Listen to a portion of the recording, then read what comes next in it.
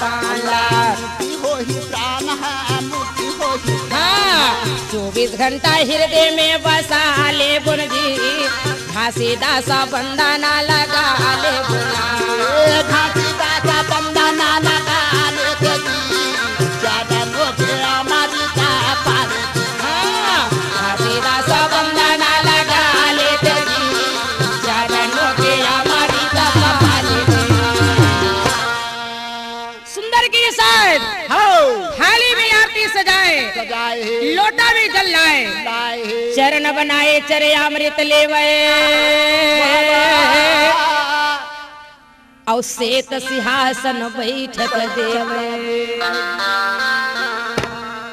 चरण बनाए चरे अमृत लेवे श्वेत सिंहासन घासीदास ल बैठक देवे। हाउ हाउ आज समय की ओकर महिमा